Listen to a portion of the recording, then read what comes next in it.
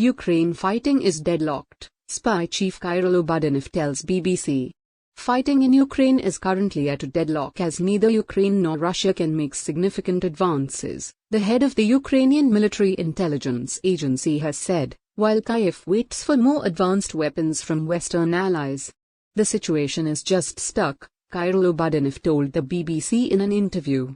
It doesn't move. After Ukrainian troops recaptured the southern city of Kherson in November, most of the fiercest battles have been around Bakhmut, in the eastern Donetsk region. Elsewhere, Russian forces appear to be on the defensive while winter has slowed down the pace of Ukraine's ground operations across the 1,000 kilometers, 620-mile, front line. Mr. Budanov said Russia was now completely at a dead end, suffering very significant losses, and he believed the Kremlin had decided to announce another mobilization of conscripts. But, he added, Ukrainian forces still lacked resources to move forward in multiple areas. We can't defeat them in all directions comprehensively. Neither can they, he said. We're very much looking forward to new weapons supplies, and to the arrival of more advanced weapons. Earlier, this month, after a series of Russian military setbacks, Ukrainian officials warned about the possibility of another ground offensive by Moscow's forces from Belarus at the start of 2023. The push, they said, could include a second attempt to seize the capital, Kyiv, and involve tens of thousands of reservists being trained in Russia. Mr. Budanov, however, dismissed Russia's activities in Belarus, including the movement of thousands of troops, as attempts to make Ukraine divert troops from the battlefields in the south and east to the north. Recently, he said, a train loaded with Russian soldiers stopped in a location close to the Belarus-Ukraine border and returned, several hours later, with everyone on board. They did it openly during the day, so that everyone would see it, even if we didn't want to, adding that he saw no real, imminent threat from the troops in Belarus. As of now, I don't see any signs of preparations for an invasion of Kyiv or northern areas from Belarus. The interview in Mr. Budanov's dimly lit office in Kyiv took place days after Russian President Vladimir Putin traveled to the Belarusian capital, Minsk, for the first time in more than 3 years. His visit raised speculation that he might try to persuade President Alexander Lukashenko, a longtime ally, to send Belarusian troops to Ukraine.